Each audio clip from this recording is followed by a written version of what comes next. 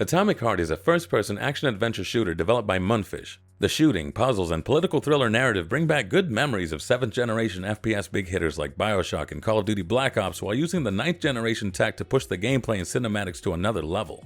That being said, Atomic Heart often feels like it's flexing for the sake of flexing, causing the game player's story to falter at times, but it manages a positive impression in the end. Atomic Heart takes place in an alternate history where the Soviet Union wins World War II and becomes a utopian superpower leading innovation in all fields of science, but most importantly robotics. In present-day 1955, the USSR attempts to launch a new device that will allow humans to control robots with their mind, but the plan is sabotaged, causing all robots to turn on the humans. The rest of the narrative is equal parts mysterious and obvious, but it relies heavily on spectacle and plot twists to keep you engaged during the cutscenes and forced walking segments. It works, but it feels as if my morbid curiosity was taken advantage of instead of being served a well-crafted story. The story during gameplay is engaging, except when too much attention is brought to it. Protagonist P3 constantly berates the circumstances he's in for being lame, annoying, and unimaginative, like repeatedly being sent on fetch quests to retrieve a number of items, his AI companion never shutting up, and things being too conveniently inconvenient. There isn't much to the horror aspect because you have a special ability that lets you see dangerous entities through walls and has massive range, but the atmosphere and sense of security is used against you to keep things amusingly tense. Your arsenal consists of melee weapons, ammo-type guns, energy-type guns, and glove skills. All of them can be customized and upgraded by turning in loot from slain enemies, but too many options feel irrelevant, like reducing weapon sway, or aren't as exciting, like simply increasing your damage done, compared to the character upgrades that add extra dashes or make you immune to damage if you're hitting an enemy.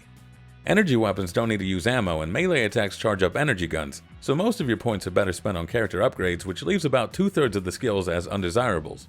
It's worth experimenting with the different ammo-type guns, cartridges that add effects like shock and burn, and combinations of glove skills that can freeze or toss around enemies, but it's a bit of a hassle to get to a station to change loadouts and manage different loadouts for enemies that aren't all that threatening.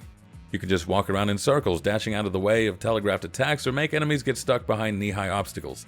The boss fights are a spectacle to behold, but even those are easily dealt with by getting in close and chopping away at their legs.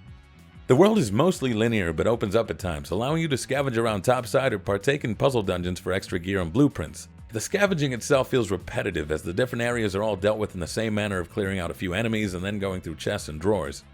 I like the puzzle dungeons more, and it's a shame I didn't have more time to look into them, but from what I saw in my 14-hour playthrough, they played the same as mandatory ones in the story, which might get a little old after a while. Most of the puzzles are locks that require timing to a beat or rearranging dots to unlock, but the real challenge is clearing the area thoroughly to buy yourself enough time to open the door.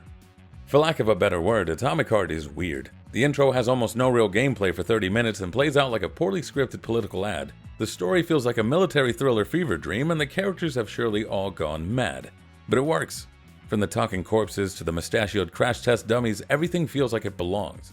Atomic Heart's biggest strength is that it's artistically bold and bizarre from start to finish. Atomic Heart is available February 21 for $59.99 on PC and $69.99 on PlayStation 4, PlayStation 5, Xbox One, and Xbox Series X and S.